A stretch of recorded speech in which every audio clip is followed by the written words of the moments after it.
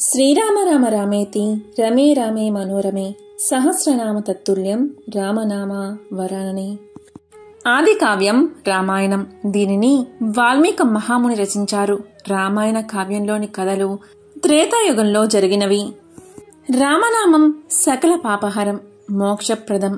వాల్మీకి రామాయణ కావ్యావతరణం గురించి తెలిపే కథ ఒకటి ఇప్పుడు తెలుసుకుందాం. మహర్షి వాల్మీకి ఆది కవియే కాక వేదాంతి, దార్శనికుడు, తపస్వి, ప్రజలకు మార్గదర్శకుడు, సంస్కర్త, కార్యాచరణవేత్త. ఒకరోజు నారద మహర్షి వాల్మీకి ఆశ్రమానికి వస్తాడు. అప్పుడు వాల్మీకి నారదుణ్ణి ఒక ప్రశ్న అడుగుతాడు. ఈ కాలంలో, ఈ లోకంలో గుణవంతుడు, యుద్ధంలో శత్రువుని ధైర్యంగా జయించగలిగినవాడు, ధర్మవంతుడు, చేసిన మేలు మరవనివాడు, ఎల్లప్పుడూ సత్యాన్నే పలికేవాడు, అనుకున్న పనిని దృఢ సంకల్పంతో చేసేవాడు ఎవడైనా ఉన్నాడా? ఉంటే వాని గురించి చెప్పు అని అడుగుతాడు. అవేగాక అన్ని భూతములయందు దయకలవాడు, విద్వాంసుడు, సమర్థుడు, ప్రియదర్శనుడు, కోపాన్ని జయించినవాడు, అసూయ లేనివాడు, అలా 16 గుణాలు చెప్పి అవన్నీ ఉన్నవాడు ఈ భూమి మీద ఉన్నాడా అని వాల్మీకి మహర్షి నారదుణ్ణి అడుగుతాడు. అప్పుడు నారదుడు ఇలా చెబుతాడు. మహర్షి, మీరు అడిగిన గుణములు గొప్ప చక్రవర్తులకే అసంభవము. ఇక మామూలు మనుషుల సంగతి చెప్పేదేముంది? కాని అలాంటి ఒక మనిషి గురించి నేను మీకు చెబుతాను అని ఈ విధంగా చెప్పడం ఆరంభించాడు. ఇక్ష్వాకు వంశంలో పుట్టిన రాముడు అనే పేరుతో ఒక మహానుభావుడు ఉన్నాడు. ఆయన అపారమైన శక్తి కలవాడు, సంకల్ప శక్తి కలవాడు, ఇంద్రియాలను జయించినవాడు, అన్ని విద్యలు తెలిసినవాడు, ఐశ్వర్యవంతుడు, శత్రువుని నిగ్రహించగలిగినవాడు, ఈ ప్రపంచానందటినీ పోషించగలిగినవాడు, సముద్రమంతా గాంభీర్యం ఉన్నవాడు, హిమవత్ పర్వతమంతా ధైర్యం ఉన్నవాడు, సాక్షాత్ శ్రీ మహావిష్ణువు ఆయన అని సంక్షేప రామాయణాన్ని నారదుడు చెప్పడం ఆరంభించాడు. సుమారు 100 శ్లోకాల్లో సంక్షేప రామాయణాన్ని నారదుడు వాల్మీకి మహర్షికి చెప్పాడు. అప్పుడు వాల్మీకి ఎంతో ఆనందానికి గురయ్యాడు. పటికి బెల్లం తిన్నవాని నోటికి తీపి ఎలా నిలిచి ఉంటుందో అలా ఆయన హృదయమంతా రామాయణం నిండిపోయింది. ఆ మరుసటి రోజు ఆయన తన శిష్యుడు భరద్వాజుడితో తమసా నది తీరమున వెళ్తూ ఉండగా ఒక వేటగాడు క్రౌంచ పక్షుల జంటలో మగపక్షిని బాణంతో కొట్టాడు. అప్పుడది విలవెల్లాడుతూ అసూలు బాసింది. ఆ దృశ్యాన్ని చూసి వాల్మీకి ముని హృదయం ద్రవించింది. మనస్సు ఎంతో బాధపడింది. శోకంతో ఆయన నోట ఈ మాట వెలువడింది. ఓరి కిరాతకుడా, క్రౌంచ దంపతుల్లో కామమోహితమగు ఒకదాన్ని చంపి నీవు శాశ్వతమైన అపకీర్తిని పొందావు అని అన్నాడు. అప్పుడు బ్రహ్మదేవుడు వాల్మీకి ఆ శ్లోక విశిష్టతను తెలిపి శ్రీరామచరిత్రను కావ్య రూపంలో రచించవలసిన సమయం ఆసన్నమైంది. కాబట్టి నీవు శ్రీరామచరిత్రను రాయి అని బ్రహ్మ ఆదేశించాడు వాల్మీకిని. లోకాలయందు పర్వతాలు, నదులు ఉన్నంతకాలం ఆ రామాయణ కావ్యం ప్రకాశిస్తుంది అని బ్రహ్మ దీవించాడు. రామాయణ మహాకావ్యం 7 కాండములు అంటే భాగాలుగా విభజించబడింది. మొత్తం 24,000 శ్లోకాలు. అవి 7 ఏంటి అంటే బాలకాండ, అయోధ్యకాండ, అరణ్యకాండ, కిష్కింధకాండ, సుందరకాండ, యుద్ధకాండ, ఉత్తరకాండ. బాలకాండ దీంట్లో కథా ప్రారంభం, రాముని జననం, బాల్యం, విశ్వామిత్రునితో ప్రయాణం, యాగ పరిరక్షణ, సీతా స్వయంవరం, సీతారామ కళ్యాణం బాలకాండలో ఉంటాయి. తర్వాత అయోధ్యకాండ. దీంట్లో కైకేయి కోరిక, దశరథుని దుఃఖం, సీతారామ లక్ష్మణుల వనవాస వ్రతారంభము ఉంటాయి. ఇక 3వది అరణ్యకాండ. దీంట్లో వనవాస కాలము, ముని జన సందర్శనము, రాక్షస సంహారము, శూర్పణఖ భంగము, సీతాపహరణము ఉంటాయి. 4వది కిష్కింధకాండ. దీంట్లో రాముని దుఃఖము, హనుమంతుడు రామునకు సుగ్రీవునకు స్నేహం కూర్చుట, వాలి వధ, సీతాన్వేషణ ఆరంభము ఉంటాయి. ఇక 5వది సుందరకాండ. హనుమంతుడు సాగరమును లంఘించుట, సీతాన్వేషణము, లంకాదహనము, సీతజాడను రామునికి తెలియచెప్పుట ఉంటాయి. ఇక 6వది యుద్ధకాండ. దీంట్లో సాగరమునకు వారధి నిర్మించడం, యుద్ధము, రావణ సంహారము, సీత అగ్నిప్రవేశము, అయోధ్యకు రాక, పట్టాభిషేకము ఉంటాయి. ఇక చివరిది ఉత్తరకాండ. దీంట్లో సీత అడవులకు పంపబొట్ట, కుశలవుల వృత్తాంతము, సీత భూమిలో కలిసిపోవుట, రామావతార సమాప్తి ఉంటాయి. ఎవరైతే ఉగాది నుండి రామాయణాన్ని పాలన చేస్తారో అలాంటి వారికి సకల శుభాలు కలుగుతాయని పురాణాలు చెబుతున్నాయి. రామాయణంలో సుందరకాండకు విశేషమైన స్థానముంది. ఎవరైతే సుందరకాండను పారాయణం చేస్తారో అలాంటి వారికి కష్టాలు తీరతాయని, తలపెట్టిన కార్యం విజయవంతమవుతుందని చాలా మంది నమ్మకం. రామాయణానికి ఇది బీజకాండము, మంత్ర సంయుక్తం. ఇది రామాయణంలో 5వ కాండ. హనుమంతుడు లంకను చేరుకోవడానికి మహేంద్రగిరి మీదకు చేరుకోవడంతో కిష్కింధ కాండ ముగుస్తుంది. ఆ తర్వాత సుందరకాండ ప్రారంభమవుతుంది. హనుమంతుడు సముద్రాన్ని దాటడం, సీతాన్వేషణ, లంకా దహనము, సీత జాడను రామునికి తెలియచేయడం ఇందులో ముఖ్యాంశాలు. ఈ సుందరకాండని పారాయణ కాండ అని కూడా పిలుస్తారు. సుందరుడైన రామచంద్రమూర్తిని వర్ణిస్తుంది కాబట్టి ఇది సుందరకాండ. సుందరమైన కథను చెబుతుంది కాబట్టి సుందరకాండ. సుందరమైన సీత కథను చెబుతుంది కాబట్టి ఇది సుందరకాండ. సుందరమైన అశోకవనాన్ని వర్ణిస్తుంది కాబట్టి ఇది సుందరకాండ. సుందరమైన అంత్యానుప్రాసలతో ఉపమాలంకార శబ్దాలతో చెప్పబడింది కాబట్టి ఇది సుందరకాండ. సుందరమైన హనుమంతుడి కథను చెప్తుంది కాబట్టి ఇది సుందరకాండ. పారాయణకు సంబంధించిన అన్ని రకాలైన సుందర విషయాలు చెబుతుంది కాబట్టి ఇది సుందరకాండ. అన్ని కాండలలో రాముడు ప్రత్యక్షంగా కనిపించి కథానాయకుడిగా ఉంటాడు. కానీ సుందరకాండలో హనుమంతుని చేత శ్రీరాముని నామం ముమ్మార్లు స్మరించబడుతూ ఉంటుంది. శ్రీరామ పాత్ర ప్రత్యక్షంగా కనిపించకపోయినా నామం మాత్రం ఉపాసన చేయబడుతుంది, అంటే జపించబడుతుంది. అటువంటి సుందరకాండ గురించి మనం తెలుసుకుందాం. కిష్కింధకాండ చివరలో సీతాన్వేషానికై దక్షిణ దిశకు బయలుదేరిన బృందం ఎలాగో సాగర తీరానికి చేరుకుంటారు. 100 యోజనాల అవతల రావణుడి నగరం లంకలో సీత ఉండవచ్చని సంపాతి ద్వారా తెలుసుకుంటారు. కాని సాగర తరణం సాధ్యమయ్యేది ఎలాగని హతాశులవుతారు. జాంబవంతుని ప్రేరణతో సాగరాన్ని తాను గోష్పాదంలాగా లగించగలనని హనుమంతుడు సన్నద్ధుడవుతాడు. అక్కడి నుండి సుందరకాండ కథ మొదలవుతుంది. హనుమంతుని సాగర తరణ. హనుమంతుడు పర్వత సమానంగా దేహాన్ని పెంచి సాగరాన్ని దాటడానికి సన్నద్ధుడై మహేంద్రగిరి పైకి ఎక్కాడు. సూర్యునికి, ఇంద్రునికి, బ్రహ్మకు, భూతకోటికి నమస్కారం చేశాడు. పిక్కలు బిగబెట్టి చేతులు అదిమి ఒక్కుదుటున లగించాడు. ఆ అదురుకు పర్వతం బీటలు వారింది. ఆకాశంలో మేఘంలా విడిచిన రామబాణంలా హనుమంతుడు వేగంగా లంక వైపుకు వెళ్లసాగాడు. రామకార్యానికి సహాయపడదలచి దారిలో మైనాకుడు అనే పర్వతం తనపై విశ్రాంతి తీసుకోమని కోరింది. ఆ ఆతిథ్యాన్ని వినయంతో తిరస్కరించి హనుమంతుడు ముందుకు సాగాడు. సురస అనే నాగమాత హనుమను పరీక్షించాలని మృత్యుగృహలాంటి తన నోరు తెరచి అతని దారికి అడ్డు నిలిచింది. యుక్తిగా హనుమంతుడు ఆమె నోట ప్రవేశించి మళ్లీ బయటకు వచ్చి ఆమె ఆశీర్వచనం పొంది హనుమంతుడు ముందుకు సాగాడు. సింహక అనే ఛాయాగ్రాహక రాక్షసి హనుమంతుని నీడను పట్టి లాగసాగింది. హనుమంతుడు శరవేగంతో దాని కడుపులో దూరి కడుపుని చీల్చివేసి అప్రతిహంతమైన రామబాణంలా లంకలోని త్రికూటగిరి శిఖరంపై వాలాడు. లంకానగర ప్రవేశం. దూరం నుండి లంకానగర శోభను, సౌందర్యాన్ని, సురక్షిత వ్యవస్థను చూసి హనుమంతుడు ఆశ్చర్యపోయాడు. చీకటి పడిన తర్వాత చిన్నపాటి దేహం దాల్చి నగరంలో ప్రవేశించబోయాడు. ద్వారం వద్ద లంకా నగరాది దేవత లంకిని అతన్ని అడ్డగించింది. హనుమంతుడు ఆమెను దండించాడు. అతడు కారణజన్ముడని బ్రహ్మ చెప్పిన విధంగా లంకకు కీడు వాటిల్లనుందని లంకిని గ్రహించింది. ద్వారం గుండా కాకుండా ప్రాకారాన్ని లగించి ఎడమకాలు ముందుంచి హనుమంతుడు మయుని అపూర్వ సృష్టి అయిన లంకలో ప్రవేశించి సీతను వెతకసాగాడు. ఆ సమయంలో చంద్రోదయం జరిగి లంకానగరం మరింత శోభాయమానంగా ఉంది. అంతఃపురంలో సీతాన్వేషణ. చిన్న శరీరం ధరించి హనుమంతుడు రావణుని మందిరంలోనూ, పానశాలల్లోనూ, పుష్పక విమానంలోనూ అన్ని చోట్ల సీతను వెతికాడు. రాత్రివేళ రావణుడి మందిరంలో కాంతలు భోగలాలసులై చిత్ర విచిత్ర రీతుల్లో నిద్రిస్తూ ఉన్నారు.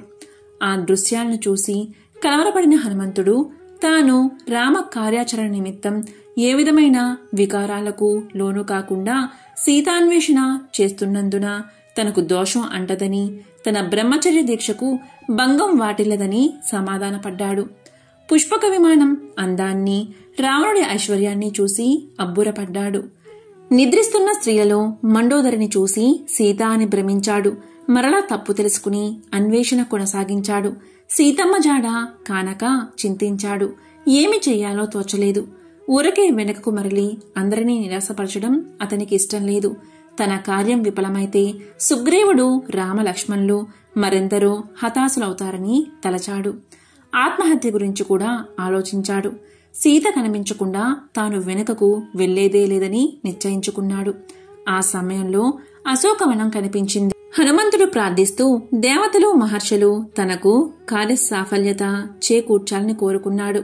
బ్రహ్మ, అగ్ని, వాయుదేవుడు, ఇంద్రుడు, వరుణుడు, సూర్యచంద్రులు, అశ్విని దేవతలు, మరుత్తులు, శివుడు, సకల భూతములు, శ్రీ మహావిష్ణువు తనకు కార్యసిద్ధి కలిగించవలనని ప్రార్థించి సీతాన్వేషణకై అశోకవనంలో అడుగుపెట్టాడు. అశోకవనంలో సీతమ్మ దర్శనం. అశోకవనం అనన్య సుందరమైంది. అందులో చక్కని వృక్షాలు, పూలు, చిత్ర విచిత్రములైన కృతక పర్వతాలు, జలధారలు ఉన్నాయి. మణిమయాలైన సరస్సులు ఉన్నాయి. అద్భుతమైన చైత్య ప్రసాదాలున్నాయి. వాటిలో అతి మనోహరమైన ఒక సింసుపా వృక్షాన్ని ఎక్కి హనుమంతుడు చుట్టుపక్కల పరిశీలించసాగాడు. అక్కడ సింసుపా వృక్షం కింద రాక్షస కాంతలచే పీడించబడుతూ సింహముల మధ్య ఉన్న లేడివలే బీతై కృషించిన ఒక స్త్రీని చూశాడు. ఆమె ఏకవస్త్రై ధూమావృతమైన అగ్నిశిఖవలే, భంగపడిన కీర్తివలే, చంద్రబింబం వల్లే ఉంది. ఆమె ధరించిన ఆభరణాలు, ఆమె తీరు ఉన్న స్థితిని బట్టి హనుమంతుడు ఈమె సీత అని నిర్ధారించుకున్నాడు. ఆమె దీనావస్థను, రామ లక్ష్మణాదుల దుఃఖాన్ని తలుచుకుని కాలం ఎంతటి వారికైనా అతిక్రమింపరాని బలనీయమైనదని అనుకుని హనుమంతుడు దుఃఖించాడు. త్రిజటా స్వప్నం. అక్కడికి కామాతురుడైన రావణుడు వచ్చి సీతను బెదిరించి తనకు వశం కావాలని ఆదేశించాడు. సీత ఒక గడ్డి పరకను అడ్డంగా పెట్టుకుని రావణుని ధర్మహీనతను, బీరత్వాన్ని నిందించింది. శ్రీరాముని బాణాగ్నితో లంక భస్మమగుట తథ్యమని రావణుడుకు గట్టిగా చెప్పింది. 1 నెల మాత్రం గడువు పెట్టి రావణుడు వెళ్లిపోయాడు. రాక్షసకాంతలు సీతను నయానా భయానా అంగీకరింపచేయాలి అని ప్రయత్నించసాగారు. రావణుడికి వశం కాకపోతే ఆమెను తినేస్తామని బెదిరించారు. భయవిహ్వలయ్యై ఆశను కోల్పోయిన సీత ప్రాణత్యాగం చేయాలని నిశ్చయించుకుంది. వారిలో సహృదయురాలైన త్రిజట అనే రాక్షసకాంత మిగిలిన రాక్షస స్త్రీలను గద్దించి సీత వంటి పుణ్యస్త్రీకి హాని చేయడం రాక్షస జాతికి వినాశకరమని హెచ్చరించింది. తనకు వచ్చిన కలలో ఇలా జరిగిందని చెప్పింది. 1000 హంసలు పూంచిన తెల్లని ఏనుగుదంతపు పల్లకిలో రామలక్ష్మణులు లంకకు వచ్చారు. తెల్లని పర్వతాగ్రంపై సీత కూర్చుని ఉంది. ఆమె సూర్యచంద్రులను సృశించింది. 4 దంతాలు కలిగిన తెల్లని ఏనుగెక్కి రాముని ఒడిలో సీత కూర్చుని ఉంది. సీతారామ లక్ష్మణులు అధివసించిన భద్రగజం ఆకాశంలో లంక పైభాగాన నిలిచింది. 8 వృషభాలు పూంచిన రథంపై రాముడు తెల్లని వస్త్రాలతో సీతా లక్ష్మణులతో లంకలో కనిపించాడు. తర్వాత వారంతా పుష్పం ఎక్కి ఉత్తర దిశగా వెళ్లారు. ఎర్రని వస్త్రాలు ధరించి తైలం పూసుకుని రావణుడు మత్తెల్లి పుష్పకం నుండి కింద పడ్డాడు. గాడిదలు పూంచిన రథంలో ఉన్నాడు. అతని మెడలో తాడు కట్టి నల్లని వస్త్రాలు ధరించిన ఒక స్త్రీ దక్షిణానికి లాగుతుంది. అతడు దుర్గంధ నరక కోపంలో పడిపోయాడు. రావణుడు పందినెక్కి, కుంభకర్ణుడు పెద్ద ఒంటెనెక్కి, ఇంద్రజిత్తు ముసలిని ఎక్కి దక్షిణ దిశగా పోయారు. విభీషణుడు మాత్రం తెల్లని గొడుగుతో, దివ్యాభరణాలతో తెల్లని గజం అధిరోహించి మంత్రులతో కలిసి ఆకాశంలో ఉన్నాడు. లంకానగరం ధ్వంసమై సముద్రంలో కూలిపోయింది. రాక్షస స్త్రీలంతా తైలం తాగుతూ పిచ్చివారి వలె లంకలో గంతులు వేస్తున్నారు. ఇలా చెప్పి త్రిజట తమను ఆపద నుండి కాపాడమని సీతాదేవిని వేడుకోమని తక్కిన రాక్షస కాంతలకు హితవు పలికింది. భయంకరమైన ఆ కల విని రాక్షస కాంతలు భయపడ్డారు. ఆత్మహత్యకు సిద్ధపడిన సీతకు శుభశకునాలు కనిపించసాగాయి. శ్రీరామ వర్ణన. చెట్టుపై నుండి ఇదంతా గమనించిన హనుమంతుడు ఇంకా ఆలస్యం చేస్తే సీత ప్రాణత్యాగం చేస్తుందని ఊహించాడు. కాని ఒక్కసారిగా ఆమెకు కనిపించినట్లయితే ఆమె కంగారు పడి కేకలు వేయవచ్చునని, అలా అయితే అసలు పని చెడుతుందని భావించాడు. చెట్టుపై నుండి మెల్లగా దశరథ కుమారుడైన రాముని కథను చెప్పడం ఆరంభించాడు. ఆ రాముడు సీతను వెతకడానికి పంపిన దూతల్లో ఒకడైన తాను ప్రస్తుతం లంకను చేరి చెట్టుపై నుండి సీతను చూశానని ఆ కథాక్రమంలో తెలియచేశాడు. ఆ రామకథా శ్రవణంతో సీత కొంత ఆనందించింది. కాని తాను కలగంటున్నానేమో అని భ్రమపడింది. తల పైకెత్తి మెరుపు తీగవలే అశోక పుష్పం వలె ప్రకాశిస్తున్న వానరుణ్ణి చూసి కలవరపడింది. తాను విన్న విషయాలు సత్యాలు కావాలని బ్రహ్మకు, మహేంద్రుడికి, బృహస్పతికి, అగ్నికి నమస్కారం చేసింది. హనుమంతుడు మెల్లగా చెట్టు దిగివచ్చి ఆమెకు శుభం పలికాడు. సీతకు తన వృత్తాంతాన్ని, రాముని దుఃఖాన్ని వివరించాడు. శ్రీరాముని పరాక్రమాన్ని, గుణగణాలను ప్రశంసించి ఆమెకు త్వరలో విముక్తి కలుగుతుందని అనునయ వచనాలు పలికాడు. సీత దుఃఖించి అందరి క్షేమ సమాచారాలు అడిగి ఆపై రాముణ్ణి వర్ణించమని కోరింది. హనుమంతుడు భక్తితో అనన్య సుందరుడు అయిన రాముని, అతని సోదరుడైన లక్ష్మణ్ణి వర్ణించాడు.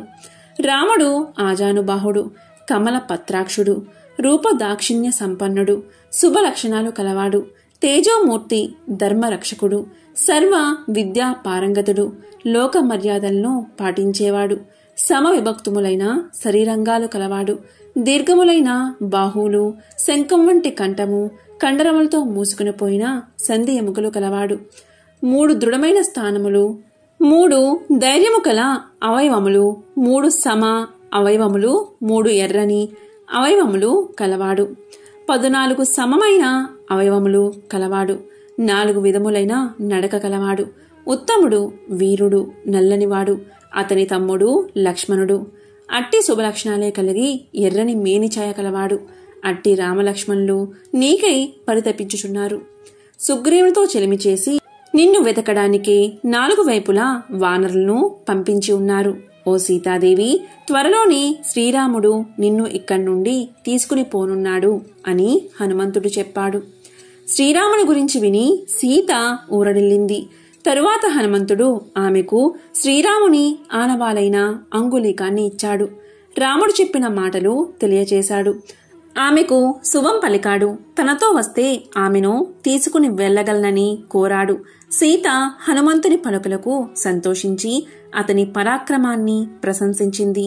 కాని స్వయంగా శ్రీరాముడే వచ్చి రావణుణ్ణి పరిమార్చి తన్ను తీసుకుని వెళ్లాలని చెప్పింది. రాముని పరాక్రమానికి ముల్లోకాలలోనూ ఎదురు లేదని తెలిపింది. రామ లక్ష్మణులకు, సుగ్రీవులకు, బల్లూక వానరులకు ధర్మక్రమమును అనుసరించి కుశలం అడిగినట్లు తెలపమని పలికింది. హనుమంతుణ్ణి ఆశీర్వదించి తన చూడామణ్ణి ఆనవాలుగా ఇచ్చింది. 1 నెలలో రాముడు తన్ను కాపాడకపోతే తాను బతకనని చెప్పింది. ఆ మహాంబుధిని దాటడం హనుమంతుడు వాయుదేవుడు గరుత్మంతుడికి తప్ప ఇతరులకు ఎలా సఖ్యమని సంశయించింది. అందుకు హనుమంతుడు తనకంటే గొప్పవారైన మహావీరులు వానరుల్లో ఎందరో ఉన్నారని, తాను సామాన్యుడును కనుకనే ముందుగా తన్ను దూత కార్యానికి అంటే యుద్ధానికి కాకుండా పంపారని ఆమెకు నచ్చచెప్పాడు. మహావీరులైన రామ లక్ష్మణులను కపి బల్లూక సేనా సమేతంగా త్వరలో లంకకు వచ్చి సూర్యచంద్రుల వలె, అగ్ని వాయువుల వలె లంకను నాశనం చేసి రావణ సంహారం సాగించడం తథ్యమని ఆమెను అనునయించాడు. హనుమంతుని సీతమ్మ ఆశీర్వదించింది. రాక్షసులను దండించడం. సీతా దర్శనంతో సంతోషించిన హనుమంతుడు ఇక పనిలో పనిగా రావణుడితో సంభాషించాలని, లంకను పరిశీలించాలని నిశ్చయించుకున్నాడు. అలా చేయడం వల్ల రావణుణ్ణి హెచ్చరించడానికి, లంక రక్షణ వ్యవస్థను తెలుసుకోవడానికి వీలవుతుంది. అంతేకాకుండా ఆ ప్రయత్నంలో లంకకు వీలైనంత నష్టం కలిగించవచ్చు. ఇలా సంకల్పించిన హనుమంతుడు వెంటనే ఉగ్రాకారుడై వనాన్ని అడ్డు వచ్చిన వేలాది రాక్షసులను ధ్వంసం చేసి మకర తోరణాన్ని అధిష్ఠించి కూర్చున్నాడు. ఆ కపిని బంధించమని రావణుడు 80,000 మంది సైన్యాన్ని పంపాడు. హనుమంతుడు జయఘోష చేశాడు.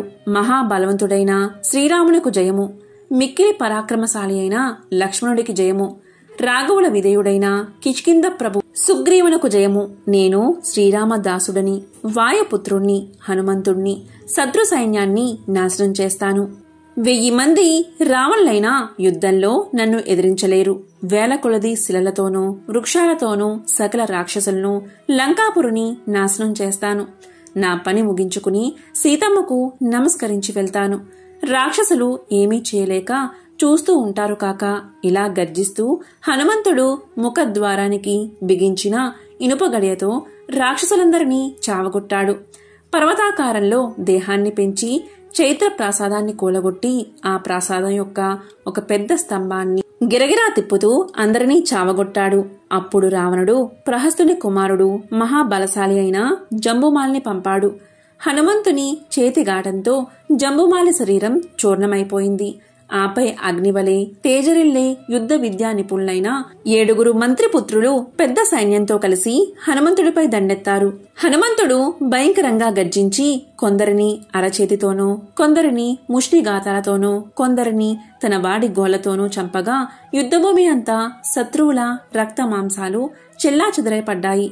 తర్వాత విరూపాక్షుడు, యూపాక్షుడు, దుర్ధరుడు, ప్రగసుడు, బాసకరుడు అని గొప్ప సేనానాయకులు తమ సేనలతో వచ్చి వనముఖ ద్వారంపై కూర్చుని ఉన్న హనుమంతునిపై విజృంభించారు.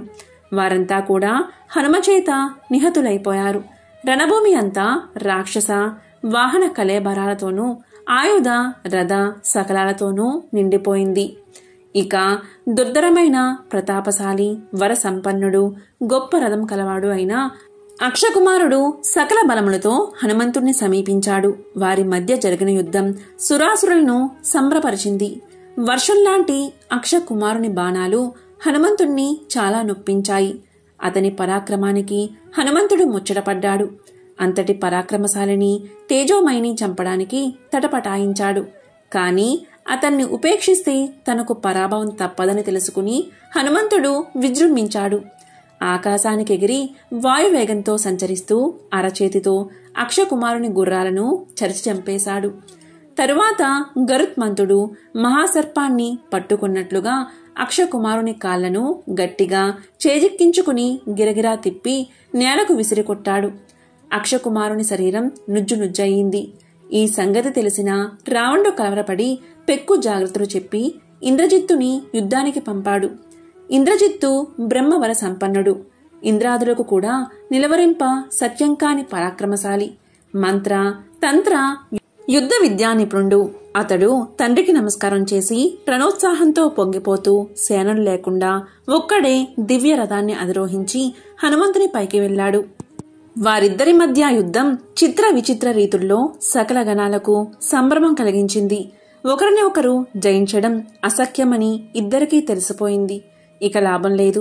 కనీసం ఆ వానరుణ్ణి బంధించాలని సంకల్పించి ఇంద్రజిత్తు బ్రహ్మాస్త్రాన్ని ప్రయోగించాడు. అది హనుమంతుణ్ణి బంధించింది. బ్రహ్మ హనుమంతుడికిచ్చిన వరం ప్రకారం ఆ అస్త్రం అతన్ని బాధించకుండా మరుక్షణమే తొలగిపోయింది. అయినా బ్రహ్మదేవుని పట్ల గౌరవ సూచకంగా ఆ అస్త్రానికి కట్టుబడిపోయినట్లుగా నటించాడు హనుమంతుడు. ఆ విధంగా రావణుడితో సంభాషించాలి అనుకున్నాడు. రాక్షస సేనలు హనుమంతుణ్ణి బంధించి బాధిస్తూ రావణుడి సభా ప్రాంగానికి తీసుకుపోయారు. రావణుడితో సంవాదం. బ్రహ్మాస్త్రానికి వసుడైనట్లు నటించి హనుమంతుడు రావణుణ్ణి సభాభవనంలో ప్రవేశించి రావణుణ్ణి చూశాడు. రావణాసురుని సభా ప్రాంగణం మణిమయమై శోభిల్లుతుంది. రావణుని కిరీటం, ఆభరణాలు, వస్త్రాలు, అనులేపనాదులు అత్యద్భుతంగా ఉన్నాయి. మహా తేజస్శాలియు వీరుడును అయిన రావణుడు 10 శిరస్సులతో ఒప్పుచూ అనేక క్రూర మృగాలతో నిండిన శిఖరముగల మందరగిరి వలె ప్రకాశిస్తున్నాడు. మణిమయాలంకృతమైన ఉన్నతాసనంపై కూర్చుని ఉన్నాడు. మంత్రాంగ నిపుణులైన 4 మంత్రులచే పరివేష్టితుడై కాటుక కొండవలే ఉన్నాడు. అప్పుడు హనుమంతుడు ఇలా అనుకున్నాడు. ఆహా, ఈ రావణుడి రూపం అత్యద్భుతం. ధైర్యం నిరుపమానం, సత్వం ప్రశంసార్హం, తేజస్సు అసదృశం. నిజంగా ఈ రాక్షసరాజు సర్వలక్షణ శోభితుడు.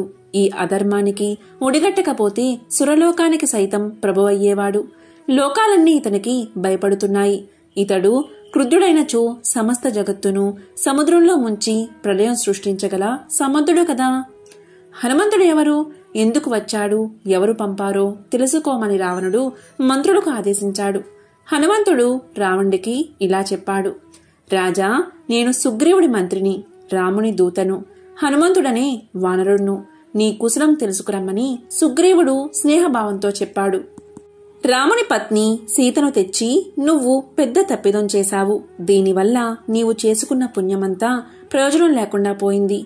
వాళ్ళని రాముడే సంహరించాడు. రాముని బాణాల దాటికి నీవు కాని మరెవరూ కాని నిలువచాలరు. ఈ అకృత్యం వల్ల నీకు లంకకు చేటు దాపురించింది. రాముడు మానవుడు, నీవు రాక్షసుడివి. నేను వానరుణ్ణి, నాకు పక్షపాతం లేదు. కనుక నా మాట విని సీతను అప్పగించి రాముణ్ణి శరణు వేడుకో.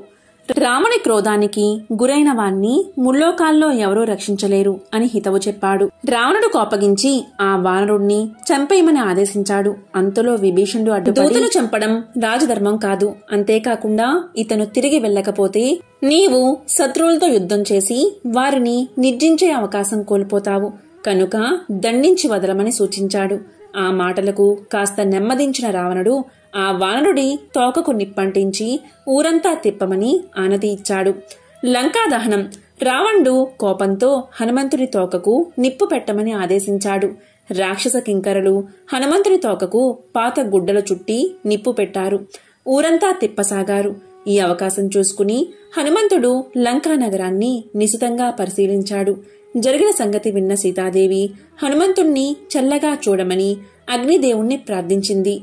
తన తోక కాలుతూ ఉన్నా కాని ఏమాత్రం బాధ లేకపోవడం సీతమ్మ మహిమ వల్ల అని, తన తండ్రి వాయుదేవుని మిత్రుడైన అగ్ని కరుణ వల్ల అని గ్రహించిన హనుమంతుడు ఆ అగ్నికి లంకను ఆహుతి ఇవ్వడానికి సంకల్పించాడు. తన బంధాలను తెంచుకుని ఒక పరిగెతో రాక్షసమూకను చావబాదాడు. పైకెగిరి మండుతున్న సూర్యుడ్లా విజృంభించాడు. ప్రహస్తుని ఇంటితో మొదలుపెట్టి లంకలోని అద్భుత భవనాలకు నిప్పంటించాడు. ఒక్క విభీషణుని ఇల్లు తప్ప లంకలో భవనాలను బుగ్గి చేశాడు. అప్పుడు ఒక్కమారుగా సీత సంగతి గుర్తుకు వచ్చి హనుమంతుడు హతాశుడయ్యాడు. తన తొందరపాటు వల్ల లంకతో పాటు సీతమ్మ కూడా అగ్నికి ఆహుతయ్యేదేమో అన్న ఊహతో విలవల్లాడిపోయాడు. తన చాంచల్యం వలన తన జాతికి పనికి కీడు తెచ్చినందుకు ఎంతో బాధపడి ప్రాణత్యాగానికి సిద్ధమయ్యాడు. కాని సీత క్షేమంగా ఉన్నదని తెలిసి ఊరట చెందాడు. మరొకసారి సీతను దర్శించి ఆమెకు సాంత్వన వచనాలు పలికి రాముడు సకల వానరసేనతో త్వరలో రాగలడని అభయం పలికాడు. ఆమెకు ప్రణమిల్లి తిరిగి ఉత్తర దిశకు బయలుదేరాడు. ఇలా హనుమంతుడు రాముని దూతగా సాగరాన్ని లంఘించి సీతను కనుగొని రాక్షసులను సంహరించి లంకను భయభ్రాంతం చేసి రావణుణ్ణి మదమణచి సీతకు సాంత్వన కూర్చి తిరుగు ప్రయాణానికి అరిష్టము అనే పర్వతాన్ని అధిరోహించాడు. తిరుగు ప్రయాణం. హనుమంతుడి పదఘటనంతో అరిష్ట పర్వతం నేలలోకి కుంగిపోయింది. ఒక మహానౌక సముద్రాన్ని దాటినట్లుగా హనుమంతుడు సునాయాసంగా ఆకాశాన్ని దాటాడు. దారిలో మైనాక పర్వతాన్ని గౌరవంగా స్పృశించి ఉత్తర సాగర తీరం సమీపించగానే పెద్ద ఎత్తున గర్జించాడు. ఆ కేక విని జాంబవంతాదులు ఇది హనుమంతుని విజయ సూచిక ధ్వని అని గ్రహించి హర్షంతో గంతులు వేశారు. మేఘంలాగా హనుమంతుడు మహేంద్రగిరిపై దిగి గురువులకు, జాంబవంతాది వృద్ధులకు, యువరాజు అంగదునకు ప్రణామం చేశాడు. కనుగొంటిని సీతమ్మను. ఆమె రాక్షసుల బందీ అయి రాముని కొరకు ఎదురుచూస్తూ కృషించి ఉన్నది అని హనుమంతుడు చెప్పాడు. కనుగొంటిని అన్న మాటలతో వానరులందరూ పరమ ఆనందం పొందారు. అతన్ని కౌగలించుకుని సంతోషంతో చిందులు వేశారు. తరువాత తన లంకానగర సందర్శన విశేషాలను అన్నిటినీ తన బృందంలోని వారికి వివరంగా చెప్పాడు హనుమంతుడు. ఇంకా అంతా కలిసి వెళ్లి లంకను నాశనం చేసి రావణుణ్ణి ఓడించి సీతను తెచ్చి రాముడికి అప్పగించాలని అంగదుడు అభిప్రాయపడ్డాడు. కాని జాంబవంతుడు అందుకు వారించి ముందుగా జరిగిన సంగతిని రామునికి, సుగ్రీవునికి నివేదించుట సరైన పని అని చెప్పాడు. అందరూ సంరంభంగా కిష్కిందకు బయలుదేరారు. మధువనం. సీతజాడ తెలియడం వల్ల అంగదాది వానరులంతా ఉత్సాహంగా హనుమంతుని పరివేష్టించి కిష్కిందకు బయలుదేరారు. దారిలో మధువనమనే మనోహరమైన వనాన్ని చేరుకున్నారు. అది సుగ్రీవుడిది. దదిముఖుడు అనే వృద్ధ వానర వీరుని పరిరక్షణలో ఉంది. అంగదుని అనుమతితో వానరులంతా ఆ వనంలో పొలాల్లో కోసుకుని తింటూ చిందులు వేస్తూ మత్తెక్కి పిచ్చిగా ఆడుతూ వనాన్ని ధ్వంసం చేయసాగారు. అడ్డు వచ్చిన దదిముకుని తీవ్రంగా దండించారు. దిక్కుతోచని దదిముఖుడు తన తోటి వనరక్షులతో కలిసి వేగంగా సుగ్రుని వద్దకు ఎగిరిపోయి జరిగిన అకృత్యం గురించి మొరపెట్టుకున్నాడు. సీతాన్వేషణ కార్యం సఫలమై ఉండకపోతే తన మృత్యులైన వానరులు అంతటి సాహసం చేయజారని సుగ్రీవుడు ఊహించాడు. వనభంగం అనే నెపంతో దదిముఖుడు సీతాన్వేషణ సాఫల్య సమాచారాన్ని ముందుగా సూచిస్తున్నాడని, శుభవార్త వినే అవకాశం ఉన్నదని రామలక్ష్మణులకు సుగ్రీవుడు చెప్పాడు. శుభవార్త తెలిపినందుకు దదిముఖుణ్ణి అభినందించాడు. దదిముఖుడు మధువనానికి తిరిగి వెళ్లి అంగదాదులతో సాదరంగా మాట్లాడి త్వరగా సుగ్రీవుని వద్దకు వెళ్లమన్నాడు. అంగదుడు, హనుమంతుడు తక్కిన బృందం రివ్వున ఆకాశానికి ఎగిరి సుగ్రీవుడి వద్దకు బయలుదేరారు. రామునకు సీత జాడ తెలుపుట. అంగదాది ప్రముఖులు హనుమంతుడు మహా ఉత్సాహంతో సుగ్రీవుడు, రామలక్ష్మణులు మొదలైన వారున్న ప్రశ్రవణగిరిపై దిగారు. దుష్టాదేవి అంటే చూచాను సీతను అని హనుమంతుడు చెప్పగానే రామలక్ష్మణులు మహా ఆనందభరితులయ్యారు. హనుమంతుని కార్యసాధనపై విశ్వాసం కల లక్ష్మణుడు సుగ్రీవుని వంక ఆదరంగా చూశాడు. తక్కిన వానరుల ప్రోద్బలంతో హనుమంతుడు దక్షిణ దిక్కుకు తిరిగి సీతమ్మకు ప్రణమిల్లి ఆమె ఇచ్చిన చూడామణ్ణి రామునికి సమర్పించి తన సాగర లంఘన వృత్తాంతాన్ని రామలక్ష్మణ సుగ్రీవులకు వివరించాడు. ఓ రామ, సీతామాత ఏకవేణి అయి రాక్షస స్త్రీల నిర్బంధంలో దీనురాలై నిరంతరం నిన్నే స్మరిస్తుంది. అందరినీ కుశలమడిగింది. నీవు అనతి కాలంలోనే వచ్చి ఆమెను విముక్తురాలను చేసి స్వీకరిస్తావనే ఆశతో జీవిస్తుంది. 1 మాసం లోపల అలా కాకుంటే తాను ప్రాణములతో ఉండజాలను అని పలికింది. రామ, సింహ పరాక్రముడైన రాముని, ధనుష్టాని అయిన లక్ష్మణుణ్ణి త్వరలో లంకా ద్వారమున చూడగలవని చెప్పి ఆమెను అనునయించాను.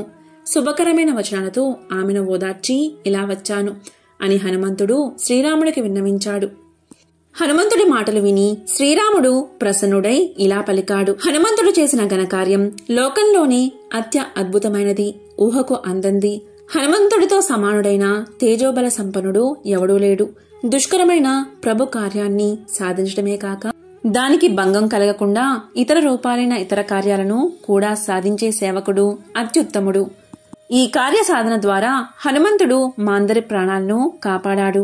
నాకిలాంటి మహా ఉపకారం చేసిన హనుమంతుడికి తగిన ప్రత్యుపకారం చెయ్యలేని దినుడై ఉన్నాను అని పలికి శ్రీరాముడు ఎంతో పులకించి తాను అప్పగించిన కార్యాన్ని సఫలం చేసినందుకు హనుమంతుణ్ణి తన హృదయానికి హత్తుకున్నాడు. దీంతో సుందరకాండ పూర్తయింది. శ్రీరాముని పాదపద్మాలను తులసీదళాలతో పూజించేవారు సాటిలేని పరమపదాన్ని పొందుతారు. అట్టి శ్రీరామచంద్రుడే పుణ్యముల రాశి అయిన హనుమంతుణ్ణి అనుగ్రహించి స్వయంగా ఆయనకు తన ఆలింగన సౌఖ్యాన్ని ప్రసాదించాడు. ఎవరైతే ఈ సుందరకాండను చదువుతారో లేక వింటారో లేక చెప్తారో అలాంటి వారికి కార్యసిద్ధి కలుగుతుంది.